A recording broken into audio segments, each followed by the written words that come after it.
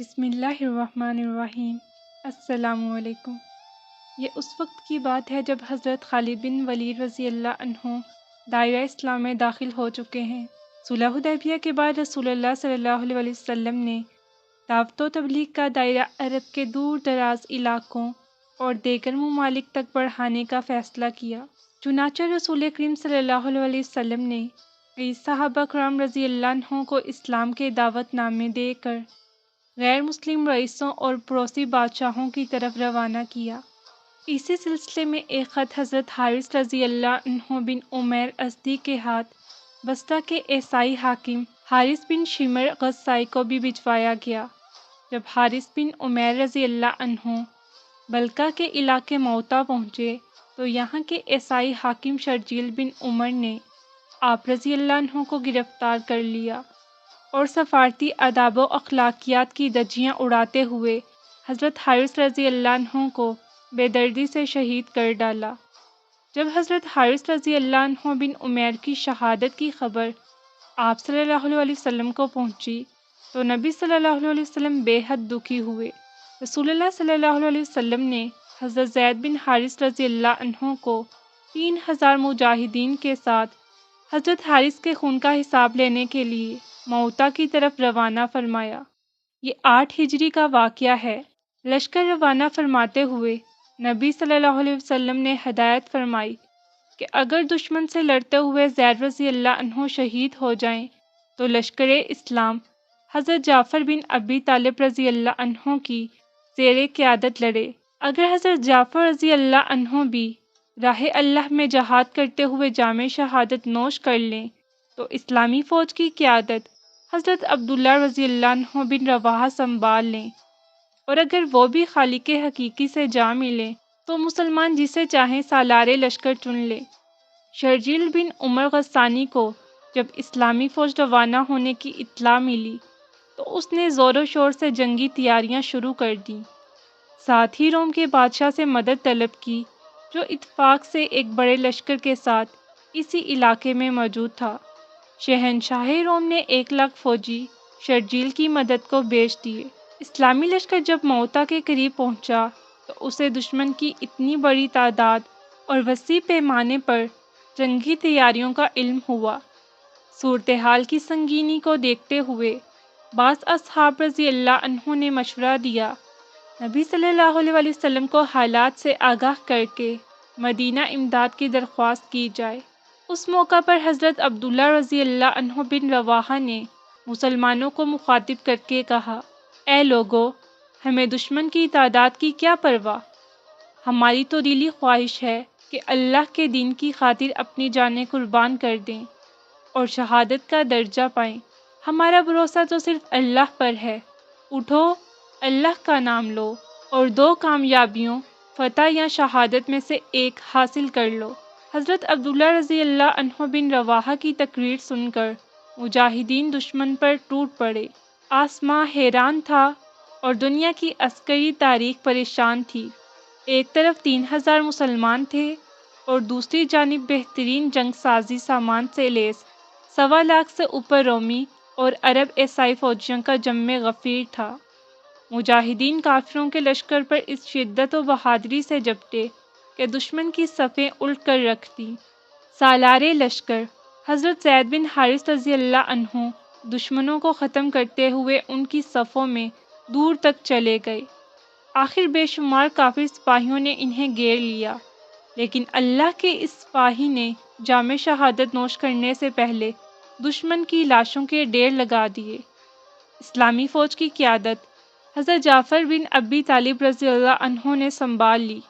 آپ رضی اللہ عنہ نے ایک ہی حملے میں سینکڑوں دشمنوں کو ہلاک کر دیا، مگر مشکل یہ تھی کہ کفار کی تعداد بہت زیادہ تھی۔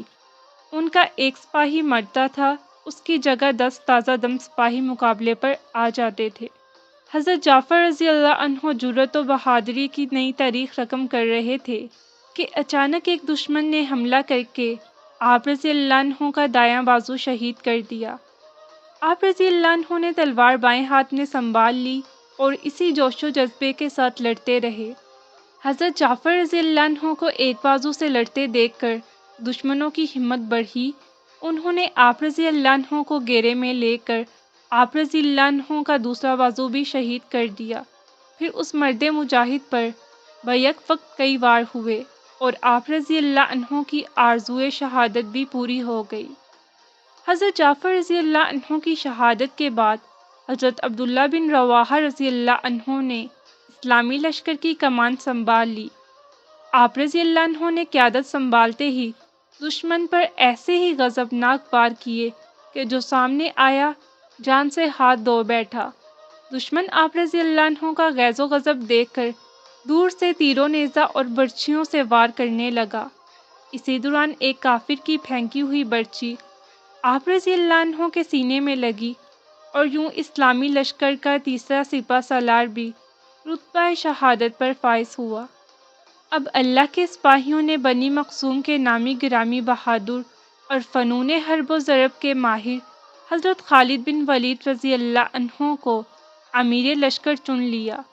اپنی آنکھوں کے سامنے رسول اللہ صلی اللہ علیہ وسلم کے منتخب کردہ 3 سپہ سالاروں کی شہادت نے آپ رضی اللہ عنہ کو اس قدر مشتعل کر دیا تھا کہ آپ رضی اللہ عنہ دشمن کی تعداد کو خاطر میں نہ لاتے ہوئے ہر قسم کی احتیاط بالائے طاق رکھتے ہوئے دشمن پر ٹوٹ پڑے۔ دشمن جائے پناہ ڈھونڈنے لگا، جو سامنے آیا جان سے گیا۔ آپ رضی اللہ عنہ کے غیظ و غضب، زور بازو اور حملے کی شدت کا اندازہ اس بات سے لگایا جا سکتا ہے کہ آپ رضی اللہ عنہ نے اس روز لڑتے لڑتے دشمن پر 9 تلواریں توڑ دیں۔ 10ویں تلوار نے اس روز لڑائی کے اختتام تک آپ رضی اللہ عنہ کا ساتھ نبھایا۔ اگلے روز حضرت خالد بن ولید رضی اللہ عنہ نے ایک حیرت انگیز جنگی چال چلی۔ ایک روز پہلے جو مجاہدین اگلی صفوں میں لڑ رہے تھے انہیں پیچھے لے گئے، دونوں بازوؤں پر لڑنے والے سپاہیوں کو بھی باہم بدل دیا۔ اس سے ایک فائدہ تو یہ ہوا کہ سامنے کے تازہ دم مجاہدین نے دشمن پر بڑا ہی زوردار حملہ کیا۔ دوسرا، نئے چہرے اور ان کا جوش و ولولہ دیکھ کر دشمن سمجھا کہ مسلمانوں کو تازہ دم فوجی دستے مل گئے ہیں اور ان کی مدد آ چکی ہے۔ یہ سوچ کر رومیوں اور عیسائیوں کے چھکے چھوٹ گئے۔ اسی دوران دائیں پہلو کے سالار قطبہ رضی اللہ عنہ بن کنادہ داد شجاعت دیتے ہوئے دشمن کے قلب میں جا گھسے اور دیکھتے ہی دیکھتے دشمن فوج کے سپہ سالار کو مار گرایا، جس سے دشمن کا رہا سہا حوصلہ بھی جاتا رہا اور وہ گھبرا کر پسپا ہو گئے۔ ادھر موتا کے مقام پر تاریخ عالم کی حیرت انگیز جنگ جاری تھی، ادھر مدینہ منورہ میں رسول اللہ صلی اللہ علیہ وسلم چند اصحاب رضی اللہ عنہ کے ساتھ مسجد نبوی صلی اللہ علیہ وسلم میں تشریف فرما تھے۔ اللہ نے میدان جنگ کا نقشہ آپ صلی اللہ علیہ وسلم کی آنکھوں کے سامنے کر دیا تھا، جسے دیکھ کر آپ صلی اللہ علیہ وسلم کی آنکھوں سے آنسو روا تھے، اور آپ صلی اللہ علیہ وسلم میدان جنگ کا آنکھوں دیکھا حال بیان فرما رہے تھے۔ اب جھنڈا زید رضی اللہ عنہ نے سنبھال لیا، وہ شہید ہوئے۔ اب جھنڈا جعفر رضی اللہ عنہ نے اٹھایا، وہ بھی اللہ کو پیارے ہو گئے۔ اب جھنڈا عبداللہ رضی اللہ عنہ بن رواحہ نے تھاما اور انہوں نے بھی جان راہ اللہ میں قربان کر دی۔ آپ صلی اللہ علیہ وسلم ایک لمحے کو رکے اور پھر فرمایا، اب جھنڈا اٹھایا اللہ کی تلواروں میں سے ایک تلوار نے، اور اس کو فتح حاصل ہوئی۔ اس کے بعد آپ صلی اللہ علیہ وسلم نے اپنے ہاتھ دعا کے لیے اٹھا دیے اور اللہ کے حضور یوں دعا کی، اے اللہ، خالد تیری تلوار ہے، اسے ہمیشہ فاتح رکھنا۔